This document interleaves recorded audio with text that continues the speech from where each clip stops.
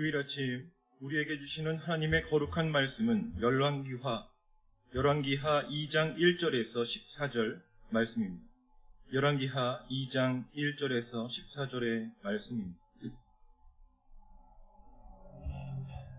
여호와께서 회오리 바람으로 엘리야를 하늘로 올리고자 하실 때에 엘리야가 엘리사와 더불어 길갈에서 나가더니 엘리야가 엘리사에게 이르되 청하건대 너는 여기 머물라. 여호와께서 나를 베델로 보내시느니라 하니 엘리사가 이르되 여호와께서 살아계심과 당신의 영혼이 살아있음을 두고 맹세하노니 내가 당신을 떠나지 아니하겠나이다 하는지라. 이에 두 사람이 베델로 내려가니 베델에 있는 선지자의 제자들이 엘리사에게로 나와 그에게 이르되 여호와께서 오늘 당신의 선생을 당신의 머리 위로 데려가실 줄을 아시나이까 하니 이르되 나도 또한 아노니 너희는 잠잠하라 하니라. 엘리야가 그에게 이르되 엘리사야 청하건대 너는 여기 머물라. 여호와께서 나를 여리고로 보내시느니라. 엘리사가 이르되 여호와께서 살아계신것 당신의 영혼이 살아있음을 두고 맹세하노니 내가 당신을 떠나지 아니하겠나이다 하니라. 그들이 여리고에 이르매 여리고에 있는 선지자의 제자들이 엘리사에게 나와 이르되 여호와께서 오늘 당신의 선생을 당신의 머리 위로 데려가실 줄을 아시나이까 하니 엘리사가 이르되 나도 아노니 너희는 잠잠하라. 엘리야가 또 엘리사에게 이르되 청하건대 너는 여기 머물라. 여호와께서 나를 요단으로 보내시느니라 하니 그가 이르되 여호와께서 살아계심과 당신의 영혼이 살아있음을 두고 맹세하노니 내가 당신을 떠나지 아니하겠나이다 하는지라. 이에 두 사람이 가니라. 선지자의 제자 50명이 가서 멀리 서서 바라보매 그 두 사람이 요단가에 서 있더니 엘리야가 겉옷을 가지고 말아 물을 치매 물이 이리저리 갈라지고 두 사람이 마른 땅 위로 건너더라. 건너매 엘리야가 엘리사에게 이르되 나를 내게서 데려감을 당하기 전에 내가 내게 어떻게 할지를 구하라. 엘리사가 이르되 당신의 성령이 하시는 역사가 갑절이나 내게 있게 하소서 하는지라. 이르되 내가 어려운 것을 이를 구하는도다. 그러나 나를 내게서 데려가시는 것을 내가 보면 그 일이 내게 이루어지려니와 그렇지 아니하면 이루어지지 아니하리라 하고 두 사람이 길을 가며 말하더니 불수레와 불말들이 두 사람을 갈라놓고 엘리야가 회오리 바람으로 하늘로 올라가더라. 엘리사가 보고 소리 지르되 내 아버지여 내 아버지여 이스라엘의 병고와 그 마병이여 하더니 다시 보이지 아니하는지라. 이에 엘리사가 자기의 옷을 잡아 둘로 찢고 엘리야의 몸에서 떨어진 겉옷을 주워가지고 돌아와 요단 언덕에 서서 엘리야의 몸에서 떨어진 그의 겉옷을 가지고 물을 치며 이르되 엘리야의 하나님 여호와는 어디 계시니까 하고 그도 물을 치매 물이 이리저리 갈라지고 엘리사가 건너니라. 아멘. 그동안 하나님께 귀하게 쓰임받았던 엘리야를 하나님께서는 회오리 바람으로 하늘 위로 올리고자 하십니다. 이제 엘리야의 바톤을 이어받아 이 땅에서 엘리야가 했던 사역을 대신할 사람이 필요합니다. 엘리야가 하늘로 올리우기 전에 누가 엘리야의 믿음의 바톤을 이어받았을까요? 오늘 본문에서는 엘리야의 뒤를 졸졸 따라다니고 있는 한 사람이 나옵니다. 그의 이름은 엘리사입니다. 스승 엘리야는 하나님의 인도하심 따라 베델로, 여리고로 그리고 요단으로 이동합니다. 새 지역으로 이동하는 동안 엘리사는 그의 스승 엘리야를 졸졸 따라다닙니다. 엘리야가 엘리사에게 말합니다. 청하건대 너는 여기 머물라. 여호와께서 나를 베델로 보내시느니라. 이에 엘리사가 대답합니다. 여호와께서 살아계심과 당신의 영혼이 살아있음을 두고 맹세하노니 내가 당신을 떠나지 아니하겠나이다. 이 말은 당신 영혼이 죽을 때까지, 당신이 죽을 때까지 나는 따라다니겠습니다 라고 하는 말입니다. 이 정도가 되면 제자가 아니라 남을 따라다니며 괴롭히는 사람, 스토커에 가깝습니다. 엘리사는 늘 그의 스승 엘리야 곁에서 그의 스승 수종을 들면서 영적 훈련을 받았습니다. 마치 여호수아가 모세의 수종을 들면서 모세를 이어 출애굽 이스라엘의 2대 지도자가 된 원리와 꼭 같습니다.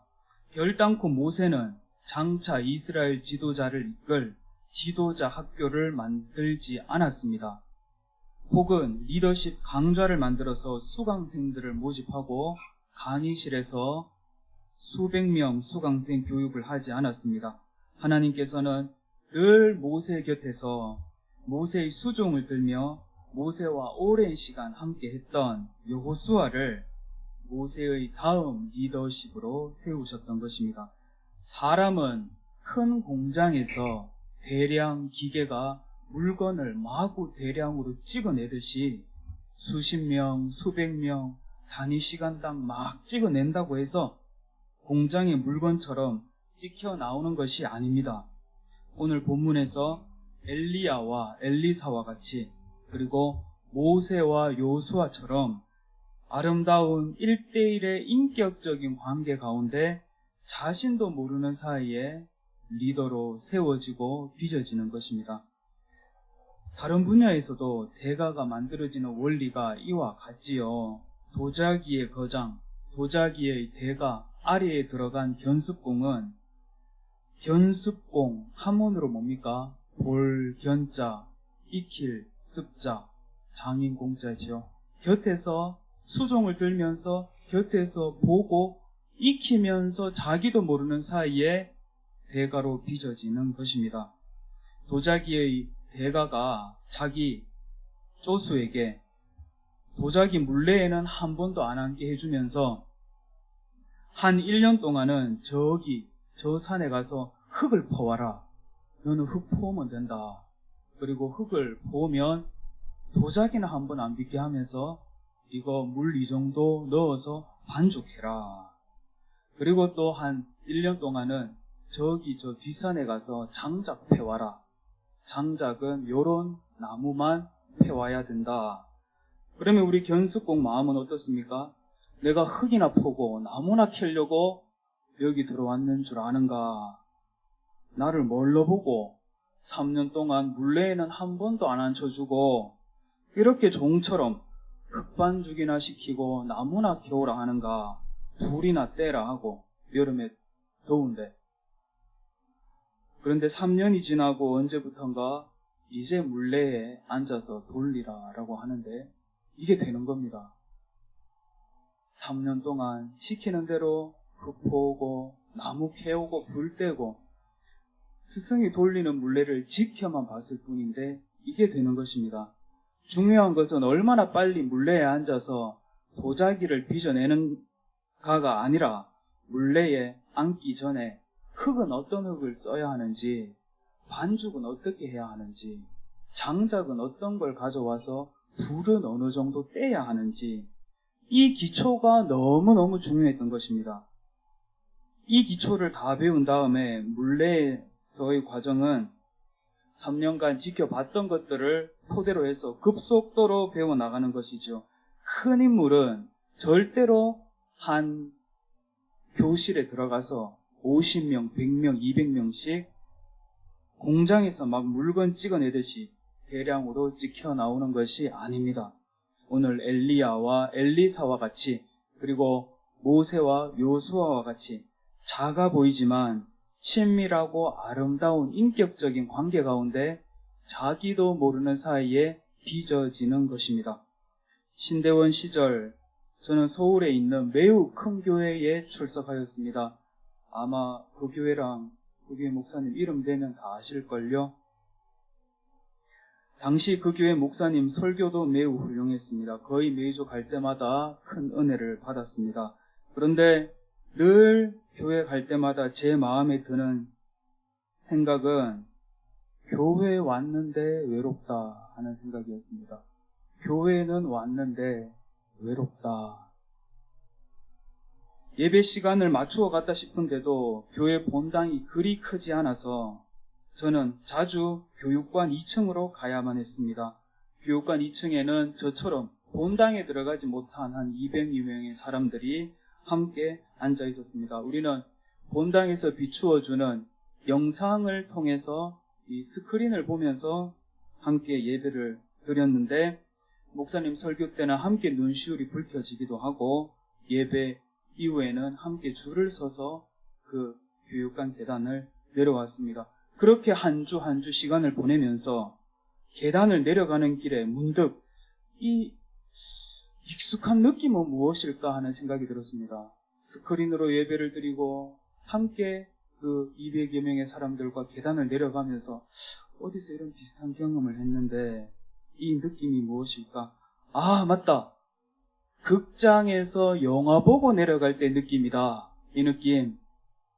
수백 명의 사람이 함께 스크린을 보면서 때로는 함께 눈물도 흘리기도 하고 줄을 서서 계단을 내려가는데 현호야 라고 불러주는 사람 단 한 명도 없었습니다. 그리고 계단에 내려가는 사람들 모두 서로 서먹서먹하게 그냥 내려가서 그냥 뿔뿔이 흩어지는 그 경험을 반복하면서 이것이 신앙생활인가 하는 질문이 들었습니다. 그리고 좀 더 근본적인 질문이 들었습니다. 이것이 교회인가? 얼마 전 우리 대구에 있는 모 교회 이야기를 들었습니다. 그 교회의 교세는 수천 명입니다. 덩치는 큰데 일꾼들이 부족하고 하니까 이 많은 사람들 한 자리에 앉아서 밥을 먹지를 못하는 겁니다. 그래서 이 교회는 점심때 식사 제공 안 함. 알아서 교회 근처에서 점심 먹고 오기. 그래서 이 교회는 점심 제공을 하지 않습니다. 주위의 몇몇 교회가 이 교회를 모델로 삼고 있는데 이런 교회들 중에 몇몇은 우리도 저 교회처럼 점심 주지 맙시다. 저 교회도 점심 안 주지 않습니까? 그 이야기를 들으면서 아, 덩치가 저렇게 커서 점심 함께 먹는 게 참 힘들겠구나. 자리도 부족하겠구나. 이해가 되면서도 과거 어렸을 때 오랫동안 다녔던 작은 교회 11시 예배가 마치면 목사님, 전도사님, 유아유치부부터 장년층 할아버지 할머니 모두 한 식탁에 둘러앉아서 매주 가족처럼 점심을 먹던 기억이 났습니다. 그 행복한 추억이 떠올랐습니다. 동시에 사도행전에 기록되어 있는 초대교회의 모습도 떠올랐습니다. 사도행전 2장 42절인데요. 우리 함께 한번 읽어보겠습니다. 그들이 사도의 가르침을 받아 서로 교제하고 떡을 떼며 오로지 기도하기를 힘쓰니라. 말씀 보십시오. 그들이 사도의 가르침을 받아 서로 교제하고 떡을 뗍니다. 사도의 가르침도 중요하지만 서로 교제하고 함께 떡을 떼는 것이 맞습니다. 그래야 기도할 힘이 납니다. 그래야 왜 기도해야 되는지 이유를 알게 됩니다. 서로 교제하며 떡 떼는 거 이거 빠지면 안 됩니다. 그냥 매주 만나서 성경 공부만 한두 시간 하고 일주일에 헤어지는 사람과 같이 밥을 먹고 성경 공부하는 사람은 너무나 차이가 납니다. 이거는 해보시면 압니다. 그냥 만나서 성경 공부만 하고 헤어지는 사람, 그리고 만나서 밥도 같이 먹으면서 교제도 하면서 성경 공부를 하는 사람, 이런 사람들은 가르치지 않아도 말하고 있지 않아도 어떤 침묵 가운데도 뭔가를 배워갑니다. 길게 말하지 않아도 눈빛만으로도 뭔가 어떤 영향을 받고 돌아갑니다. 그들이 사도의 가르침을 받아 서로 교제하며 떡을 떼는 것이 맞습니다. 교회가 덩치가 커지면 커질수록 그래서 함께 한 자리에 둘러앉아 먹는 점심 식사도 공식적으로 없어지고 하면 함께 점심을 먹고 함께 한 자리에 앉아서 서로 얼굴을 쳐다보면서 교제할 수 있는 시간이 없어지고 하면 교회의 본질로부터 멀어질 수밖에 없습니다. 얼마나 시간이 더 흘러야 대형 교회, 메가 처치에 대한 허상이 드러날까요? 현재 대한예수교 장로회 통합 중임원으로 섬기고 계시는 한 목사님이 2015년 총회 교육으로 경북 지역에 내려오셨다가 그 강의 중에 이런 말씀을 하셨습니다. 현재 서울 경기권에는 두 종류의 교회밖에 없습니다. 첫째, 무리하게 빚을 내어 교회를 건축하고 어렵게 빚 갚고 있는 교회. 둘째, 아직은 건축하지 않았지만 무리하게 빚을 내어 건축하려고 준비 중인 교회. 19대 총선 때 기독정당 주역들이 내건 공약 중에 하나는 한국교회의 은행 이자를 2%로 인하하겠다는 것이었습니다. 그런데 이 공약은 그냥 나온 것이 아닙니다. 당시 교회가 금융권에서 대출받은 금액은 총 4조 5천억을 웃돌았고 어떤 연구에 의하면 한 10조가 된다고도 발표하기도 했습니다. 그리고 이 대출을 하고 제때 갚지 못하는 대출 연체율은 대기업 연체율의 2.7배, 가계 연체율의 2.2배에 달했습니다. 이것은 교회 파산으로 이어지곤 했는데 당시 매년 파산한 교회들이 6천여 개가 되었다고 합니다. 경매로 넘어간 종교 시설의 70%, 80%는 개신교 시설이었고 수백억 원대의 감정이익이 매겨진 대형교회 시설들이 연이어 경매장에 나왔습니다. 실제로 제가 예전에 있던 지역의 한 교회도 무리하게 빚을 내어 교회 건축을 했으나 빚을 갚지 못해서 경매로 넘어갔고 이 건물을 이단 교회가 매수해서 이단 교회 건물로 사용되는 모습을 지켜보아야 했습니다.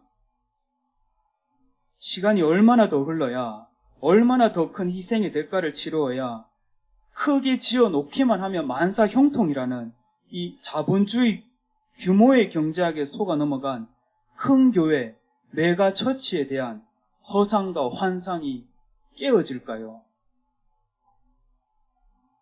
대형 교회에서는 거의 매주 장례가 납니다. 이 세상에서 사람이 태어나고 죽는 것보다 더 큰 일이 어디 있겠습니까? 교회 덩치가 커져서 매주 장례가 나기 시작하면 또 장례 났나? 혹은 줄초상 난다 하는 말이 나오기 시작합니다. 그러나 가족의 죽음 앞에서 실제로 이 죽음과 장례를 경험하고 있는 유족들에게는 또 장례 났나 혹은 줄초상 났다가 아닙니다. 세상에 단 한 분뿐인 내 어머니가 돌아가신 것이고 사랑하는 내 아버지가 돌아가신 것이고 사랑하는 내 가족이 지금 죽음을 맞이한 것입니다. 작은 교회에서는 장례가 거의 안 납니다. 많으면 1년에 한 번. 다시 말씀드리면 장례가 나면 온 교우들이 유족과 거의 비슷한 마음의 상태가 됩니다. 그래서 함께 아파할 수 있는 이 정서적 상태가 다 갖추어집니다. 함께 울어줄 수 있는 마음이 됩니다. 그러나 대형화된 교회에서의 장례는 매주 아파하고 매주 함께 울어줄 정서적 힘이 없습니다. 연기자가 아닌 이상 하나님의 형상으로 지음받은 정상적인 사람이라면 그렇게 할 수 없습니다. 이것은 장례를 집례하는 교역자들에게도 마찬가지입니다.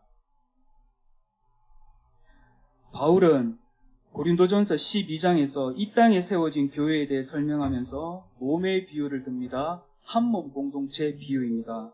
교회 안에서 어떤 사람은 귀, 어떤 사람은 눈, 어떤 사람은 코, 어떤 사람은 손이다, 발이다.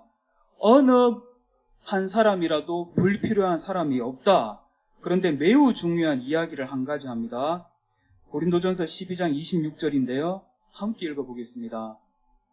만일 한 지체가 고통을 받으면 모든 지체가 함께 고통을 받고 한 지체가 영광을 얻으면 모든 지체가 함께 즐거워하느니라. 만일 한 지체가 고통을 받으면 몇 지체가 아니라 모든 지체가 함께 고통을 받는다 합니다.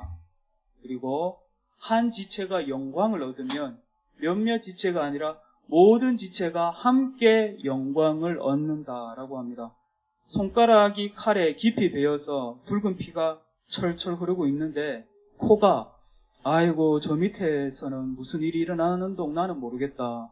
여기 위에 공기는 일단 상쾌하고 좋네. 할 수 있습니까? 한 몸이라면 중병이 걸리지 않은 이상 한 몸이라면 절대로 그럴 수가 없습니다. 칼에 탁 베이면 어떤 일이 생깁니까? 일단은 온몸에 있는 피 속에 백혈구들이 비상! 병균 들어온다. 총집합. 그래서 몸속에 들어온 병균을 다 잡기 시작하지요. 한 지체가 고통을 받으면 모든 지체가 함께 고통을 받는 것이 정상적이고 건강한 몸입니다. 그러나 중병이 들면 어떻게 됩니까? 고통이 전이가 안 됩니다. 그래서 발가락이 잘리기도 하고 귀가 떨어져 나가기도 하고. 그런데 작은 교회에서는 이게 안 됩니다. 어느 집사님의 아들이 어떻다 하면 마치 우리 아들이 그렇게 된 것처럼 어느 권사님의 며느리가 어떻다 하면 온 교회가 다 알고 같이 아픈 것입니다. 그리고 이 아픔이 온 교회로 하여금 그 권사님과 같은 마음이 되어 기도하게 합니다. 대부분의 교인들은 모른 채 단지 중보 기도 대원들 몇이 모여서 기도하고 있는 것이 아니라 그 집사님의 아들을 위해서, 그 권사님의 며느리를 위해서 온 교우들이 함께 한 마음이 되어 기도하게 되는 것입니다. 그러나 대형교회 메가처치는 어떻게 됩니까? 거의 대부분의 교인들이 그 집사님에게 아들이 있는 줄도 모릅니다. 거의 대부분의 교인들이 그 성도님의 딸, 이번 학기에도 공납금을 내지 못해서 휴학을 하고 알바를 해야 해서 교회도 출석하지 못해서 출석 일수가 차지 않아 교회 장학금도 받지 못하고 있다는 사실을 거의 대부분의 교인들이 모릅니다. 어쩌면 우리는 지금 2000년 전 고린도 교회를 향한 바울의 호소를 들어야 할 때입니다. 만일 한 지체가 고통을 받으면 모든 지체가 함께 고통을 받고, 한 지체가 영광을 얻으면 모든 지체가 함께 즐거워하느니라. 고린도전서 12장 26절 말씀. 현 영남신학대학교 총장으로 섬기고 있는 오규훈 목사는 그의 책 153교회에서 교회의 대형화에 대한 깊은 우려와 반성 가운데 대안을 제시하는데, 그렇다면 교회의 적당한 크기는 어느 정도가 되어야 하는가 하는 물음을 던지고, 교회 공동체의 규모가 150명을 넘어서서는 안 된다에 대한 이유를 뇌과학, 사회학, 경영학, 그리고 성경으로 자세히 풀어서 밝힙니다. 결국 우리 모두를 행복하게 하는 것은 규모가 아니라 밀도 높은 친밀감이라는 것입니다. 그렇다면 150명 교회에서 숫자가 계속 늘면 어떻게 합니까? 바로 이때 부교역자를 두어야 할 때입니다. 목회자 한 명이서 150명이 넘는 인원을 다 섬길 수 없기 때문에 지금 1, 2, 3교구 제가 맡고 있는데요. 인원을 한번 이렇게 체크해 보니까 아이들 다 빼고 어른만 300명이 훨씬 넘습니다. 그러면 이 153 교회에서 150명이 넘어가면 그때 부교역자를 초빙해서 함께 사역하면서 엘리사가 엘리야와 함께 동역하며 그 곁에서 견습공인이 되어 사역을 배워나갔던 것처럼 여호수아가 늘 모세의 수종을 들며 자기도 모르는 사이에 다음 2세대 이스라엘, 출애굽 이스라엘을 이끌 지도자로 준비되어 갔던 것처럼 150명에서 플러스가 되는 인원들을 이제 이 목회자가 기도하며 축복하며 섬겨나가는 겁니다. 그리하여 300명이 되었을 때 어떻게 합니까? 150명을 붙여서 파송하는 겁니다. 안녕히 가십시오. 함께 이 비전 가지고 사역합시다. 그래야 본 교회가 삽니다. 우리 150명 빼냈으니까 또 우리 열심히 전도합시다. 기도합시다. 친밀하게, 행복하게. 결국 1500명 교회 하나가 있는 것보다는 150명 교회 10개가 있는 것이 성도들도 행복하고 목회자도 행복하고 이웃 교회도 행복하고 지역사회도 행복하고 하나님도 행복하시고 모두가 행복한 것입니다. 할렐루야. 사실 유명 인사를 초청하는 행사는 작은 교회가 하기가 참 어렵습니다. 한 번에 수백만 원 정도의 재정이 소요되는 이런 행사, 대형 교회들 자신에게는 도움이 될지 모르지만 작은 교회에는 어떤 큰 상처를 줄지도 모릅니다. 아, 교회 커야 되는구나. 우리 교회는 언제 저런 거 한번 해보겠노. 우리 교회는 저런 거 못하는데. 그러나 작은 교회만이 할 수 있는 엄청난 메리트가 있습니다. 그것은 그 유명한 인사의 연주를 자기 교회에서는 들을 수 없을지라도 우리 교회 집사님 둘째 딸, 내 딸은 아니지만 내 딸보다 더 내 딸 같은 이 둘째 딸, 그 아이가 크리스마스 이브 날 어설프지만 좀 미숙하지만 고요한 밤, 거룩한 밤을 연주하는, 그것도 멀리서가 아니라 알속보다 더 가까운 그 아이의 숨소리까지 들리는 그 가까운 자리에서 고요한 밤, 거룩한 밤, 아이고 네가 이렇게 컸구나. 태어나서 깔뱅이 같을지가 엊그제 같은데 네가 언제 이렇게 바이올린을 배워서 바이올린을 연주하는가. 그의 아빠의 마음, 엄마의 마음과 거의 동일한 마음이 되어 아이고 이 아이가 이렇게 커서 바이올린 연주를 하고 있구나.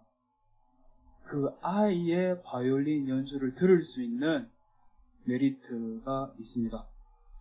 대형교회 아이들이 어디 대회 나가서 연주하고 해서 큰 상을 받아와도 저 집안은 누집 아들인고 자아는 누군고. 그러나 작은 교회에서는 동상 하나만 받아와도, 참가상을 받아올지라도 이 아이의 기쁨이 나의 기쁨이 되고 이 아이의 행복이 온 교회의 행복이 되는 것입니다. 한 지체가 고통을 받으면 모든 지체가 함께 고통을 받고, 한 지체가 영광을 얻으면 모든 지체가 함께 즐거워하느니라는 고린도전서 12장 26절 말씀이 그냥 성경에 기록되어 있는 말씀이 아니라 현실이 되는 순간이지요. 그리고 이 말은 얼마나 이 교회가 하나님의 뜻과 가까이 와 있나를 증명해 주는 것입니다. 제가 어렸을 때 저녁 먹을 때쯤 되면 저희 어머니는 심부름을 종종 시키셨습니다. 어머니가 식사 준비를 하고 메모지에 저녁 창거리를 적으셨습니다.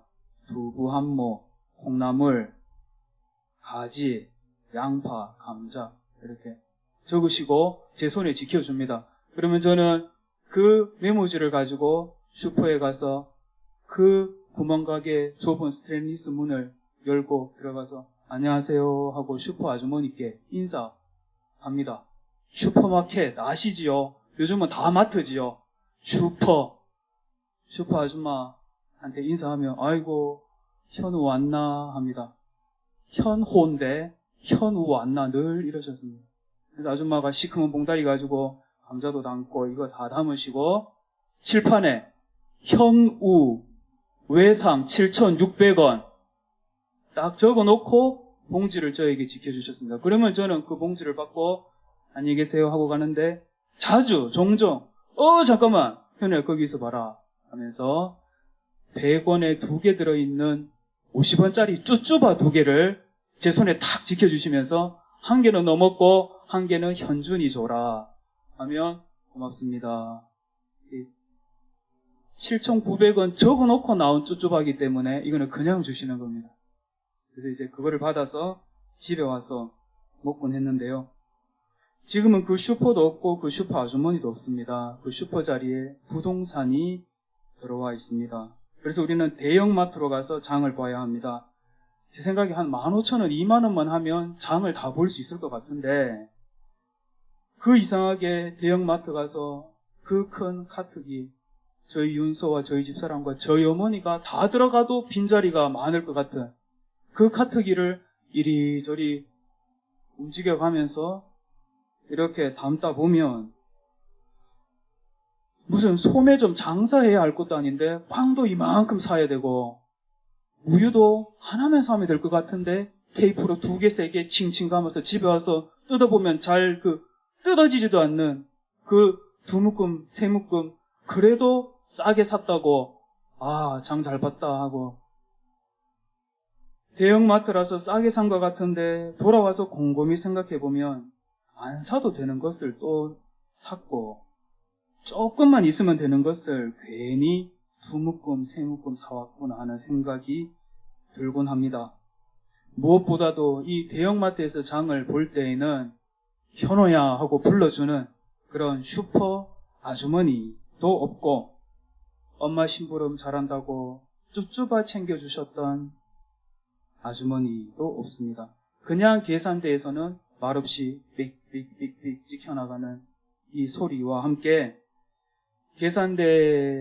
계산된 물건을 다시 카트기로 담는 제 뒤에는 저 빨리 안 담고 뭐 하노 하면서 노려보고 있는 듯한 그 이름 모르는 사람들이 늘 제 뒤에서 꼬라보고 서 있습니다.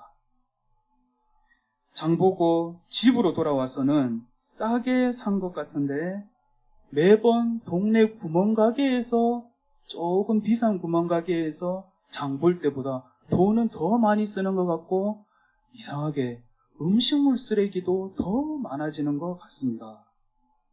요즘은 어렸을 때 살던 그 동네 슈퍼마켓 아주머니가 참 그립습니다.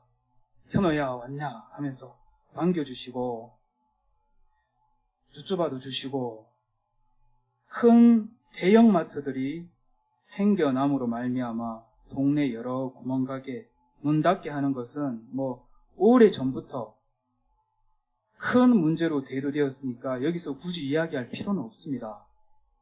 예전에 저희 동네 슈퍼 아주머니도 아들 하나 딸 하나가 있었는데요. 그들도 아이들 학비 대주고 키워야 되는데 이제 설교 마무리 지으려 합니다. 겉으로 드러내고 있지는 않지만 어떻게 하면 덩치 더 키울 수 있을까 하는 고민은 우리를 점점 더 황폐하게 하고 하나님의 뜻에서 멀어지게 할 것입니다. 이제 우리는 어떻게 하면 더 키울 수 있을까가 아니라 어떻게 하면 더 줄일 수 있을까를 고민해야 합니다. 바꾸어 말씀드리면 어떻게 하면 더 교회다운 교회가 될 수 있을까? 어떻게 하면 겉으로 보기에 사진으로 보기에 홈페이지로 보기에 행복해 보이는 교회가 아니라 실제로 교회 안에 있는 구성원들이 행복한 교회, 하나님께서 기뻐하시는 교회, 하나님께서 행복해 하시는 교회, 하나님께서 찾으시는 교회가 될 수 있을까? 곧 죽을 사람들만 가득 태우고 유람하고 있는 큰 유람선이 될 것인가? 아니면 덩치는 작지만 신속하게 재빠르게 이 말세지 때에 죽어가는 사람 살려내는 구조선이 될 것인가? 여러분 한번 지켜보시기를 바랍니다. 이런 고민을 하고 하나님 앞에서 이 고민 앞에 응답해 나갈 때 우리도 살리고 이웃도 살리고 이웃 교회도 살리고 모두가 다 살게 될 것입니다. 자본주의에 허상된 이 헛된 규모의 경제학의 논리에 속아 넘어가지 않고 작은 것이 아름답다는 이 명제 아래에서 우리가 진실되게 응답해 나갈 때 하나님께서는 갈 길을 찾지 못해 파산하고 있는 이 한국교회 현실 속에서 우리 대구 신강교회를 살아있는 대안되게 하실 것입니다. 기도하겠습니다. 아버지 하나님, 하나님께서 오늘도 우리 하나님의 백성들 이 자리로 불러주셨으니 우리 한 사람 한 사람을 향한, 우리 교회를 향한, 이 땅을 향한 아버지 하나님의 뜻이 하늘에서와 같이 이 땅에서도 온전히 이루어지게 하옵소서. 그리하여 오직 아버지의 이름만이 거룩히 여김받게 하여 주시옵소서. 나라와 능력과 권세와 영광이 이 모든 것이 아버지의 것임을 고백합니다. 이 모든 것 예수님의 이름으로 기도드립니다. 아멘.